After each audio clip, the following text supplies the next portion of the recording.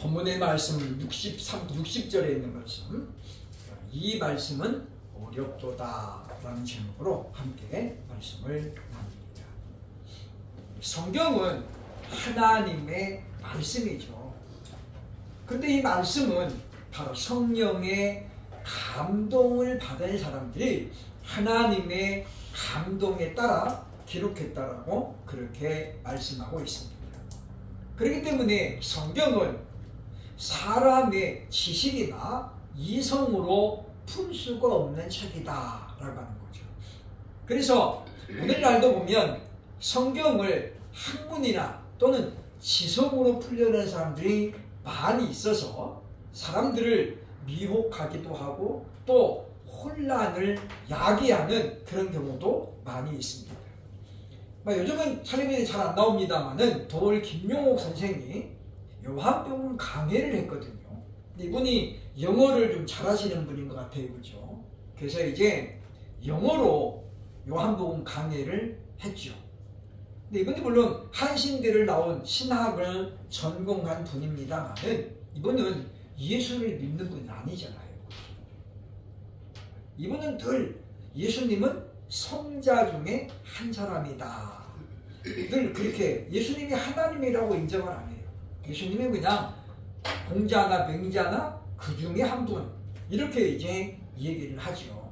그래서 이런 분들이 지금 옛날 텔레비전 많이 나오고 또 말도 잘하고 도교, 유교를 다 이렇게 합해가지고 성경을 풀다 보니까 많은 사람들이 여기에 이제 미혹하는 그런 일들이 발생을 하고 있습니다. 그래서 사도 베드로는 우리에게 경고하고 있죠. 베드로후서 1장 20절로 21절 보겠습니다. 시작. 먼저 알 것은 성경의 모든 예언은 사사로이 풀 것이 아니니 예언은 언제든지 사람의 뜻으로 낸 것이 아니요 오직 성령의 감동하심을 받은 사람들이 하나님께 받아 말한 것이니라 라고 말합니다.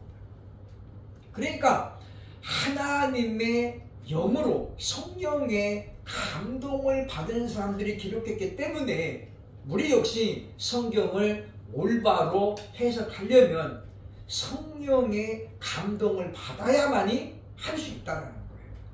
즉 무슨 이야기냐면 성경 우리가 본문에 나옵니다만은 계시라고 하잖아. 계시. 예언이거든, 예언. 그러니까 계시는 가려져 있는 거예요.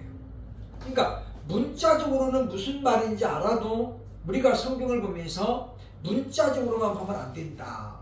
왜냐? 지금 앞에서 말씀드린 것처럼 사람들이 지금 너희가 내 살을 먹고 내 피를 마셔야 영생이 있다. 그랬더니 사람들이 그것을 문자적으로만 받아들여가지고 여기 사람이 이렇게 많은데 당신은 우리가 어떻게 먹겠느냐.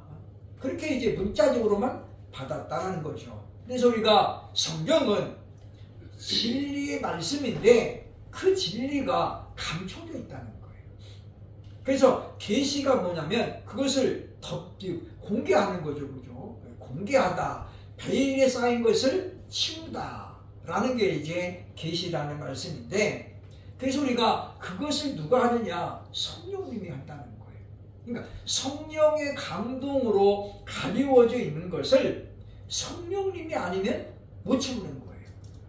그렇기 때문에 우리가 성경을 우리가 읽고 들을 때는 지난주에 말씀드렸습니다만은 우리가 성령님의 도우심을 늘 구해야 됩니다. 왜냐? 그렇지 않으면 이 말씀은 뭐예요? 어려운 말씀이다. 사람들이 예수님의 말씀을 듣고 하는 말이 무엇입니까? 이 말씀은 어렵도다. 누가 들을 수 있느냐? 라고 지금 이제 그들끼리 수군거리고 있었다라는 거죠. 그러면 우리가 이 말씀이 그냥 어려우니까 우리는 덮어놓고 있어야 되느냐? 그렇지 않다는 거예요. 그래서 오늘 본문의 말씀은 예수 하나님의 말씀을 대하는 성도의 자세를 우리에게 잘 알려줍니다. 첫째, 말씀이 어려운 이유는 뭐냐? 하나님의 말씀은 왜 어렵냐 말이죠. 첫째는 그것이 영의 말씀이기 때문이다 라고 하는 것입니다. 그러니까 살리는 것은 영이니 육은 무익하니라. 63절에 지금 말씀하고 있죠. 그러면 세상적인 말들, 육적인 말들은 사람들이 금방 알아들어요. 그렇죠? 왜냐? 현실 속에서 경험하는 일이거든요. 그러나 지금 예수님이 하신 말씀은 영적인 것이고 그리고 하나님 나라의 비밀이에요. 비밀. 그렇기 때문에 이와 같이 영적인 체험이 없거나 또는 믿음이 없는 사람이 들을 때는 이 말씀은 어려울 수밖에 없었다라고 하는 것입니다. 그러니까 우리가 우리끼리 쓰는 말도 이렇게 좀 어려운 말들 있잖아요. 그죠? 쉬운 말을 어떤 사람들은 굉장히 어렵게 설명하는 분들이 있어요. 듣다 보면 도대체 뭔 소리인가 그럴 수가 있죠. 그죠? 그러니까 우리는 표현을 우리가 잘해야 되는데 우리가 가급적이면은 쉬운 말로 쉽게 표현을 해야 돼요. 그래서 청중이 어떤 사람인가를 우리가 늘 고려해야 되죠. 그러니까 아이들만 많이 있는데 막 한자를 많이 풀고 그러면 애들이 어떻게 했어요? 전혀 못 알아먹죠. 또 어른들이 많이 있는데 그냥 유치부 애들 하듯이 그렇게 하면 어떻게 되겠어요? 안 된다는 거죠. 그러니까 우리가 회중이 어떤 사람인가를 먼저 보고 그리고 말씀을 설명을 해야 되는데 가급적 우리는 어떻게 되냐? 쉬운 말로 설명을 해야 된다라고 하는 것입니다. 그래서 지금 예수님의 말씀이 어려운 건 뭐냐면 차원이 다른 주제를 다루고 있었기 때문이다라는 거죠. 그러니까 이 무리들이 예수님을 찾아온 목적은 뭐였어요? 너희가 떡을 먹고 배불렀기 때문이다. 한마디로 말하면 육적인 문제 해결을 위해서 이들은 예수님을 쫓아온 거죠. 그때 좀 예수님은 뭐라고 말씀한 말이에요? 내가 온 것은 너희에게 이렇게 배고픔을 면하려고 준 것이 아니라 너희에게 영생을 주려고 왔다. 그러니까 소위 말하면 무리들이 바라보고 있는 그 목적하고 예수님이 말씀한 목적이 어떻게 달라요. 그들은 오로지 뭐예요? 육적인 것만 필요해. 근데 예수님은 육적인 것보다는 어떻게 영에 관심이 많았다. 그러니까 서로 포인트가 안 맞으니까 어려울 수밖에 없었다라고 하는 것입니다. 그러므로 오늘날도 우리가 성경을 세상적으로 또는 물질적으로 풀면 그 의미를 전혀 알 수 없는 것들이 많이 나온다라고 하는 것입니다. 그래서 우리가 성경은 어렵다. 왜냐? 그것을 우리가 전제해야 돼요. 왜? 그것은 하나님의 말씀이기 때문이죠. 두 번째는 왜 하나님 말씀 어렵냐? 살리는 말씀이기 때문이에요. 우리가 누구든지 그렇습니다만은 사람 하나를 살린다는 것은 결코 쉬운 일이 아니죠. 물론 살린다는 그 의미가 여러 가지가 있습니다. 이게 보니까 어떤 어제 텔레비전에 오아무개 그분도 박사라고 하는데 그분도 자기를 의사라고 하더라고요. 그렇죠? 왜냐? 자기는 이렇게 수술을 하고 병원 의사는 아니지만 상처를 치료하는 의사라 그 말이에요.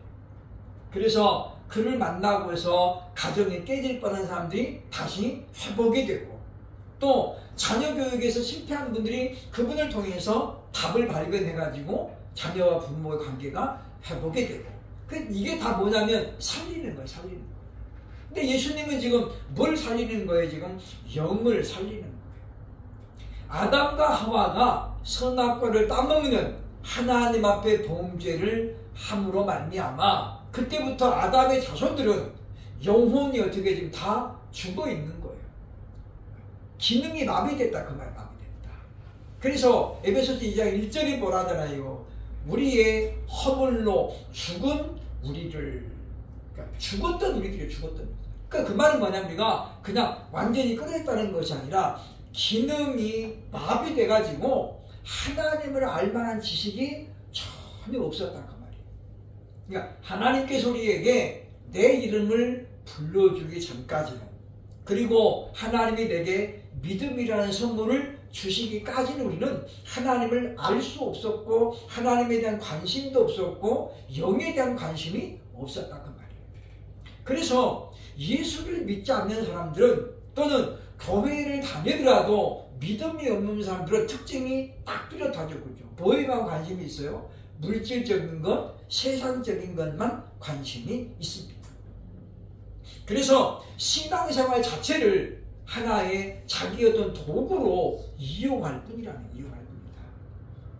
그런 사람에게는 하나님의 말씀이 어려울 수밖에 없다라고 하는 것입니다. 마태복음 16장 26절 함께 보겠습니다. 시작. 사람이 만일 온 천하를 얻고도 제 목숨을 잃으면 무엇이 유익하리요? 사람이 무엇을 주고 제 목숨과 바꾸겠느냐? 그러니까 우리가 성경에 온 천하보다도 귀한 생명이란 말을 쓰는데 그 말씀이 어디서 나오냐면 마태복음 16장 26절에 나오는 거예요. 그러니까 사람이 온 천하를 얻고도 목숨을 잃으면, 다시 말해 목숨이 뭐예요? 지금 그가 구원을 못 받으면 무엇이 유익하겠느냐 그 말이죠. 그러니까 사람이 무엇을 주고 제 목숨과 바꾸겠느냐. 우리가 구원을 받는다는 것은 우리가 자기 목숨을 주고도 바꿀 수 없는 것을 지금 얻게 되었다 그 말이죠. 그래서 온 천하보다도 한 영혼이 귀하다. 주님께서 하시는 말씀이다 라고 하는 것입니다. 그래서 생명이 천하보다도 귀하다는 말씀은 생명 존엄성에 대한 위대한 선언이라고 볼 수 있습니다. 그래서 하나님은, 우리는 껍데기를 보지만 하나님은 뭘 봐요? 속을 보는 거예요. 속을. 그래서 마음 중심을 보시는 거죠.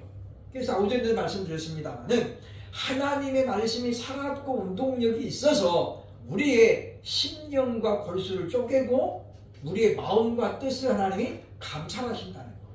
그러니까 하나님은 우리의 속사람을 보시는 거예요. 속사람. 그래서 우리가 하나님 앞에 나아가는 사람은 하나님의 말씀 우리가 사모하는 자세를 늘 가져야 된다라고 하는 것입니다. 그래서 우리가 성경을 읽어가면서 어려운 것은 뭐예요? 당연한 것이다. 그래서 우리가 하나님 말씀을 대할 때는 그런 어떤 자세가 필요하냐 그 말이에요. 어려운 말씀을 그런데 우리가 말씀을 외면할 수 없거든요. 첫 번째, 믿음으로 받아야 됩니다.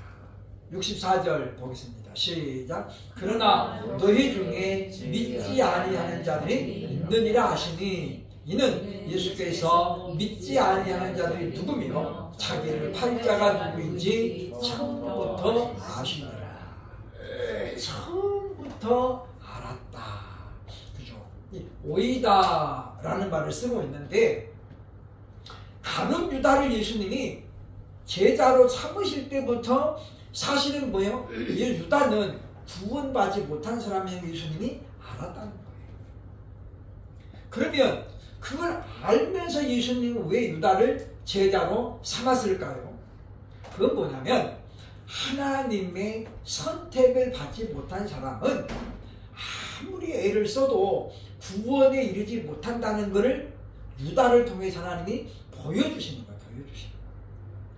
다른 게 아니에요. 그죠? 그러니까 우리가 구원은 우리의 노력으로 우리의 힘으로 받는 것이 아님을 분명히 보여주는 거죠. 보시면 유다가 예수님과 3년을 넘게 동거동락했어요.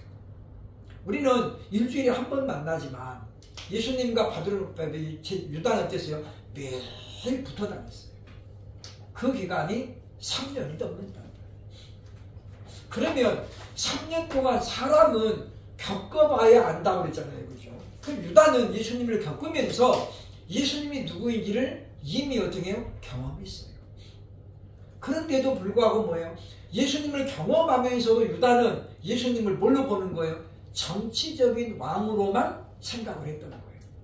그건 뭐냐면 이미 그가 예수님을 따를 때부터 그런 고정관념이 있었다는 거죠. 왜냐? 모세와 같은 선지자, 모세가 그랬잖아요. 나와 같은 선지자 하나를 하나님 예비해달라고. 그러면 모세가 어땠어요? 지금 애굽에서 이스라엘 백성들을 끌고 나왔잖아요. 그럼 우리가 그런 말을, 다른 말을 뭐래? 해방이네, 해방. 이제 노예에서 해방을 시킨 사람이 누구냐면 모세거든요. 그리고 약속의 땅, 젖과 꿀이 흐르는 그 낙원 같은 땅으로 인도하는 사람이 모세였어요. 근데 유다는 그 모세라는 사람에게 탁 필이 꽂혀가지고, 그러면 이제 오신 예수님은 모세가 애굽에서 출애굽을 시킨 것처럼 이제 지금 로마에서 우리 민족을 해방을 시켜가지고 우리를 하나님 왕국으로 이끌고 갈 수 있는 그런 분이다라고 믿었던 거죠. 그래서 그 콩깍지가 3년 동안 어떻게 안 벗겨지는 거예요. 그러니까 우리가 편견이라는 것이 참 무섭죠, 그죠? 편견이 무서워요. 그러니까 보면 우리가 이 고정관념이 안 좋은 것인데 이렇게 우리가 특정한 어떤 것을 기정사실하는 것은 대단히 위험하다. 그러니까 옛날에 어떤 분들이 그런 말을 했습니다만은 보통 충청도 사람들이 둘이다 그렇게 말하잖아요, 그죠? 아버지 돌 굴러가요 하면 벌써 맞아갖고 했다는 거죠. 그러니까 빠를 때는 빨리 급하게 해야 되는데 경상도 사람들도 보니까 말을 이렇게 많이 잘라먹대요, 그죠? 보니까 어떤 그 자매 하나가 와서 그러는데 서울 올 때마다 느끼는 게 뭐냐면 사람 많다, 그리고 건물 많다, 복잡다. 복잡다가 무슨 말이에요? 복잡하다 그 말인데 한 글자를 빼먹으니까 복잡다가 무슨 말이야? 이렇게 되는 거죠, 그죠? 그러니까 같은 우리 말인데도 지역에 따라서 좀 틀리기도 하고, 그죠? 못 알아보는 말이 나와요. 근데 우리가 일종의 그것도 편견이다. 충청도 사람이 다 동작이 되는 거 아니에요, 그죠? 이봉주 씨가 물론 마라토너였습니다만은 그 어쨌든 세계를 제패했잖아요, 그죠? 잘 뛴다는 거죠, 잘 뛴다는 거. 그러니까 우리가 그런 걸 우리가 또 너무 이렇게 고정관념, 공식화해가지고 하면은 곤란하다. 그러면 다른 것을 우리가 받아들이지 못하는 거예요. 우리가 그것은 신앙생활에서도 굉장히 다르지 못하다라고 이제 볼 수가 있습니다. 그래서 우리가 믿음으로 받아야 되는데 바울은 데살로니가 교회의 특징을 설명을 합니다. 4절 2장 13절에 이렇게 설명하죠. 보겠습니다. 시작. 이러므로 우리가 하나님께 끊임없이 감사하는 너희가 우리에게 들은 바 하나님의 말씀을 받을 때에 사람의 말로 받지 아니하고 하나님의 말씀으로 받음이니 진실로 그러하도다. 이 말씀이 또한 너희 믿는 자 가운데서 역사하느니라. 그러니까 우리가 어려운 말씀을 받을 때에 가장 중요한 게 뭐냐면 믿음으로 받아야 된다는 거예요. 데살로니 교회가 짧은 시간 안에 바울이 데살로니가 지역에서 복음을 증거한 기간은 약 보름입니다. 보름.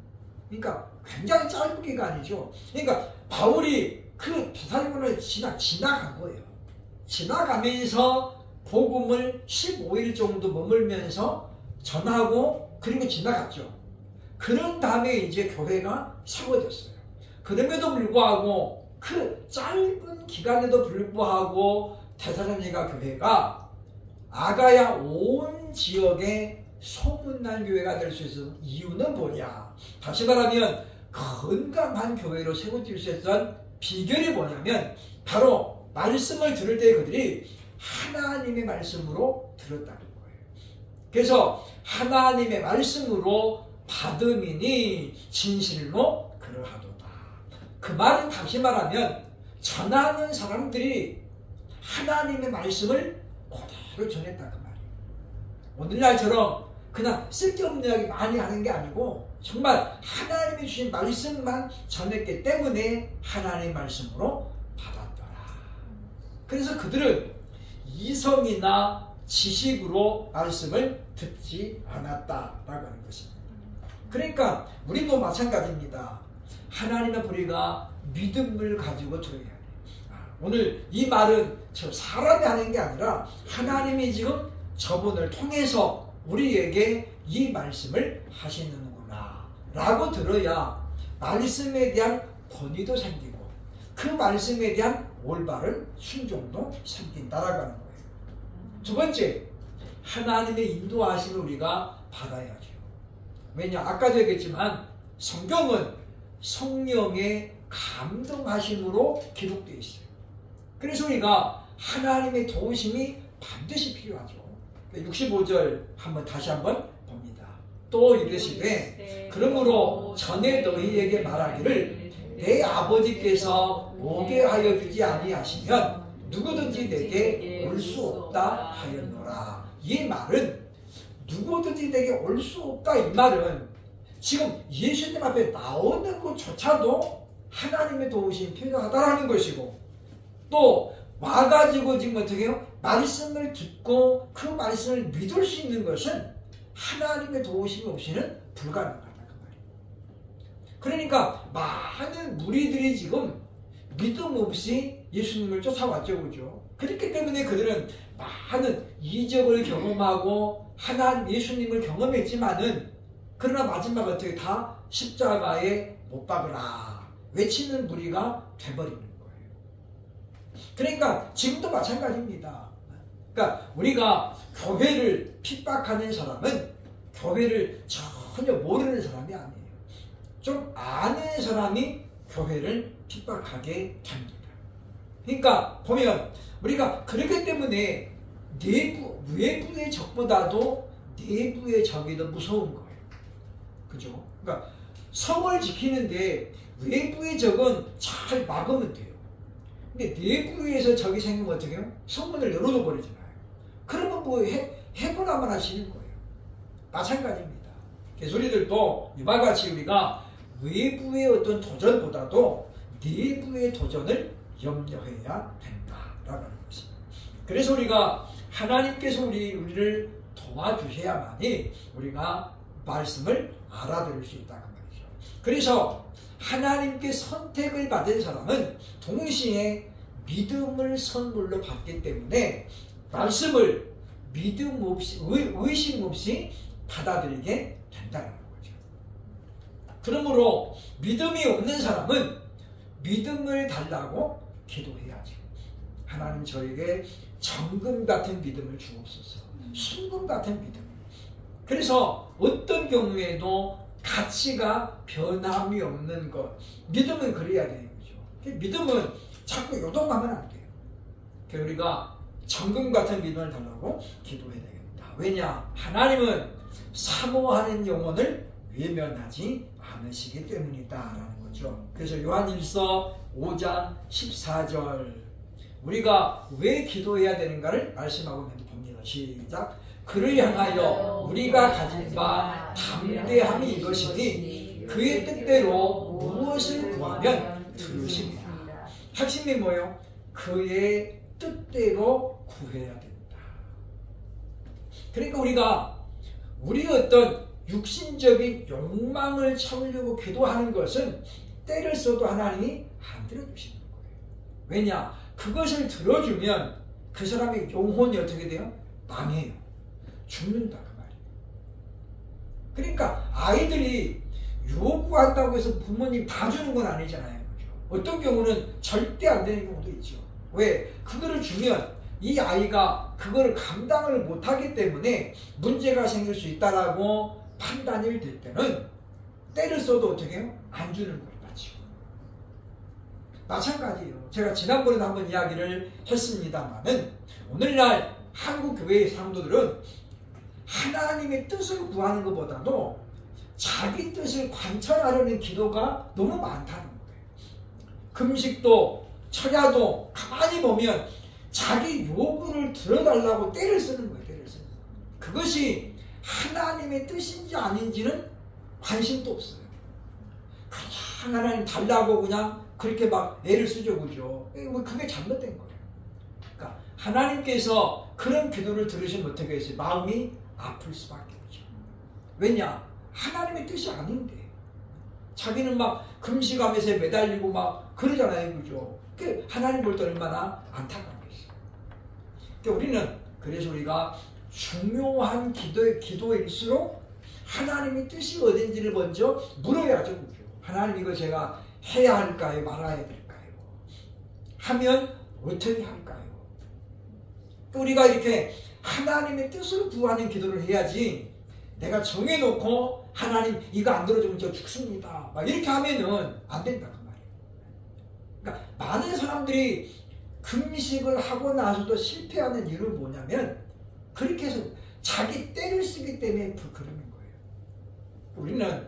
우리가 늘 하나님 앞에 기도하면서 우리가 결정을 해야 됩니다. 그러면 하나님이 우리에게 아버지의 뜻을 설명해 주는 거예요. 시편 66편 17절로 20절에도 우리가 기도해야 됨을 얘기하죠. 그죠? 양이 많으니까 중간에만 있습니다.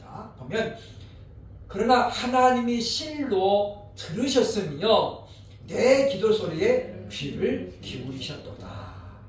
하나님을 찬송하리로다. 그가 내 기도를 물리치지 아니하시고. 그죠? 하나님은 내 기도의 소리를, 내 기도 소리에 귀를 기울이셔요. 그리고 내 기도를 물리치지 아니하신다. 그러니까 하나님은 우리가 어떤 내용의 기도를 하든지 간에 들으신다는 거예요. 그런데 아버지 뜻대로 하는 기도는 응답하시지만 아버지 뜻이 아닌 걸 구하면 어떻게 하나님이 침묵하신다는 거예요. 그것은 내 믿음이 부족해서가 아니에요. 하나님의 팔이 짧아서가 아니죠. 그게 뭐예요? 하나님의 뜻에 합당치 않기 때문이라고 성경이 말하고 있습니다. 그런가 하면 요한일서 5장 15절에도 말씀하고 있죠. 그죠? 우리가 무엇이든지 구하는 바를 들으시는 줄을 안즉 우리가 그에게 구한 것을 얻은 줄로 또한 아느니라. 그래서 예수님은 비슷한 말씀하셨죠. 구하는 자는 받은 줄로 믿으라. 그러니까 이런 믿음은 우리의 의지 가지고는 안 된다는 거예요. 의지가 사실 우리가 보면 살아가면서 그냥 은연중에 믿고 넘어가는 것들이 많이 있죠. 많이 있어요. 예를 들어 우리가 옛날 왕들은 기미상궁이 있어가지고 보면 이게 지금 독이 탐난다 다 검사하고 먹었잖아요. 여러분 식당에 가서 그거 검사하고 전심 있으세요? 없잖아요. 그죠? 오늘 우리 점심 먹을 때도 그냥 당연히 우리가 아무 이상 없는 걸로 마음으로 믿고 밥을 먹는 거예요. 여러분 버스 탈 때 이 운전기사가 지금 술 내서 나나 안 나나 맡아보고 타나요? 그냥 타시잖아요. 근데 운전기사들 중에도 보면 그 음주운전하는 사람들이 있어요 없어요? 있단 말이죠. 근데 우리가 그런 거는 그냥 덮어놓고 그냥 믿고 타는 거예요. 그런데 우리가 정작 믿어야 될 것은 사람들이 자꾸 어떻게 해요? 안 믿고. 어떤 분이 그러대요. 자기 좌우명이 뭐냐? 돌다리도 두들겨보고 건너가지 않는다. 자기 좌우명이래요. 그러니까 돌다리를 두들겨보고 건너가야 되는데 두들겨보고도 안 건너간다는 거예요. 그 사람은. 그만큼 어떻게 해요? 안전제일주의랍니다. 안전제일주의. 그러니까 이런 사람들은 뭐 하나 하려고 그러면 어떻게 해요? 굉장히 시간이 많이 걸리는 거예요. 그러니까 자기를 파악을 빨리 해야 된다라고 하는 것입니다. 그 다음에 세 번째, 어려운 말씀을 대하는 우리는 어떤 자세가 필요하냐? 말씀을 사모하는 자세가 필요하다는 거예요. 그러니까 우리가 보면 우리가 하나님 앞에 믿음도 구해야 되고 그 다음에 하나님의 도심도 구해야 되지만은 세 번째 뭐에 보니까 바로 말씀을 사모하는 마음이 필요하다는 거죠. 그래서 베드로전서 2장 2절에서 우리에게 이렇게 권면합니다.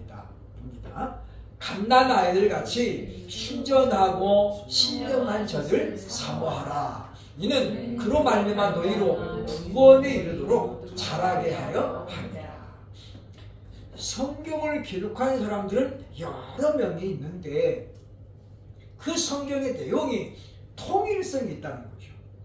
아침에도 제가 봤습니다만은 디모데전서는 바울이 기록했잖아요. 그죠? 근데 바울이 디모데전서에 그렇게 말하잖아요. 그죠? 오늘 말씀 비슷한 말 하는 거죠. 말씀 우리가 사모해야 되는 건 뭐냐면 이 말씀이 우리를 구원에 이르는 지혜가 있게 한다. 그랬는데 베드로도 지금 그 말씀을 하는 거잖아요. 그죠? 이는 그로 말미암아 너희로 구원에 이르도록 자라게 하려 함이라. 그러니까 바울이 받은 성령과 베드로가 받은 성령이 어떠다는 거예요? 동일한 거예요. 동일한 거. 영이 같다는 거죠. 왜? 같은 성령의 감동을 받았기 때문이에요. 오늘날 우리가 이런 부분은 굉장히 신경을 써야 된다는 거죠. 왜 예언의 은사를 받은 사람들이라고 하면서 서로 다르냐? 그죠? 오늘날 그러잖아요. 그죠? 그러니까 둘 중에 하나가 잘못됐다는 거예요. 우리는 그것을 분별을 해야 된다라고 하는 것입니다. 그래서 우리가 말씀을 사모하는 자세가 필요하다. 그래서 우리는 하나님의 말씀이 어려운 것은 감춰져 있기 때문에 그 의미가. 그래서 우리가 그걸 먼저 인정하고, 그리고 우리는 가르침을 받으려고 애써야 된다라고 하는 것입니다. 그래서 우리는 좋은 스승을 만나야죠.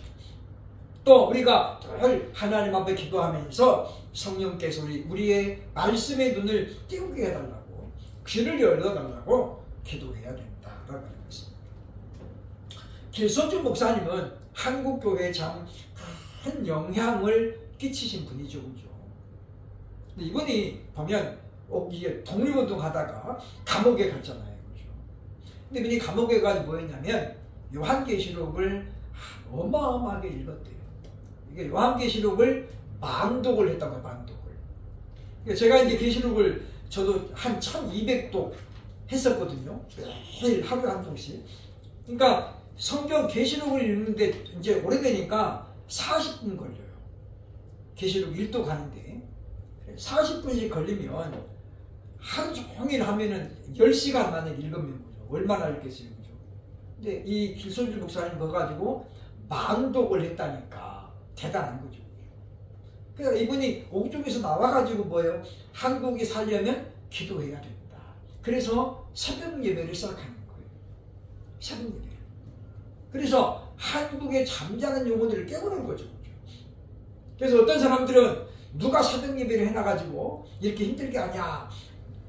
뭐 당뇨 있는 사람들은 의사들이 그럽니다. 하루에 7시간, 8시간은 자야 된다. 근데 목사들은 거기에 해당이 안 돼요. 그렇죠? 목사들이 7시간, 8시간 자려면 몇 시에 자야 돼요? 8시에 자야 돼요. 8시에. 저녁 8시에 자야 5시까지 자면은 8시간 자는 거거든요. 근데 8시면 어떻게 자요? 그죠? 이제 밥 먹거나 숟가락 놓자마자 자야 되는데 그게 불가능합니다. 그러니까 우리가 그런 걸 보면 결국은 사람의 힘으로 할 수 있는 게 별로 없어요. 하나님이 도와주셔야만이 가능하다라고 하는 것입니다. 그래서 우리가 그분이 계시록을 충분히 묵상하면서 연구했죠. 그죠? 물론 그래서 이제 길손주 목사님 지도하는 자가 없다 보니까 계시록에 조금 더 삐딱하게 한 것이 사실입니다. 그래서 길손주 목사님은 계시록을 볼 때 약간 세대주의로 풀었어요. 그죠? 세대주의자로. 왜냐하면 지나치게 이제 혼자 있는 시간 누가 토론을 못 하잖아요. 이게 맞는지 아닌지 잘 몰라요. 그래서 제가 지난 말하기를 큐티를 너무 고집하면 그럴 수 있다. 그러니까 자기 혼자 그냥 연구하는 거는 위험이 많은 거예요. 그러니까 우리가 공인된 사람에게 배워야 되고 또 1대1로 하는 거는 사실은 그렇게 권면할 만한 건 아니에요. 왜냐 우리가 학교에서 공부를 하면 한 사람이 다 가르치는 게 아니잖아요. 과목별로 교수가 다 달라요. 그러다 보면 그 중에는 어떤 분은 정말로 보수적으로 가르치는 분 있는가 하면 또 어떤 분은 약간 자유주의로 가르치는 분이 있단 말이죠. 근데 우리가 그거를 다 이렇게 배워서 분별력을 가져야 된다라고 하는 것입니다. 그래서 우리가 하나님 말씀을 우리가 대할 때는 이거 말씀은 어렵다. 그래서 제자들이 무리들은 어떻게 지금 다 예수님을 떠나갑니다. 그 다음에 나옵니다만은 떠나가면 어떻게 이제 기회를 상실하는 거예요. 그러니까 우리는 그럼에도 불구하고 한 번 읽어서 어려우면 그냥 덮어놓고 그거를 막 물고 들어지면 안 돼요. 그죠? 그러면 사단이 틈을 타요. 그럼 우리가 그 다음에 또 한 번 읽는 거예요. 그러면 한 번 읽고 2번 읽으면 첫 번째 깨닫지 못했던 것을 깨달을 수가 있죠. 한 번 더 읽으면 또 그만큼 보여지는 거예요. 우리가 성경은 말 그대로 무한한 샘과도 같다. 그러니까 읽어도 100% 답이 없어요. 그죠? 그걸 찾아내는 거예요, 말하자면. 그래서 우리가 성경을 66번밖에 안 되잖아요. 이 66번을 연구해가 나오는 신학 박사가 몇 명이에요? 수를 헤아릴 수 없어요. 우리나라에 있는 게 아니잖아요. 그죠? 전 세계적으로 성경을 연구한 학자들이 많고, 이 한 권이지만은 이거 가지고 지금 박사학위 받는 사람이 어마어마하게 많죠. 1000명, 2000명이 아니에요. 그러니까 한국에만 하더라도 신학을 전공한 철학 박사들은 전부 성경을 연구해서 학위를 받은 분들이에요. 그러니까 우리나라만 하더라도 어떻습니까? 각 대학에서 박사학위가 만약에 5명씩만 나온다 하더라도 우리나라 신학대학이 몇 개예요, 그죠? 1년에 보면은 엄청난 박사들이 쏟아져 나오는 거예요. 우리나라만 그러냐? 아니라는 거죠. 미국이라든가 유럽도 마찬가지. 그만큼 무궁무진하다. 그 말이죠. 그러므로 우리에게는 바로 마르지 않는 샘과도 같다라는 우리가 늘 기억하고, 우리가 이번 한 주간을 살아가면서 성경 우리가 읽고 그리고 들을 때에 하나님 우리에게 알아들을 수 있게 하시고 성령님 나를 도와달라고 늘 기도하면서 하나님의 뜻을 올바로 분별하고 그 뜻을 이루어가는 그런 우리 모두가 될 수 있기를 주님으로 축원합니다. 아멘.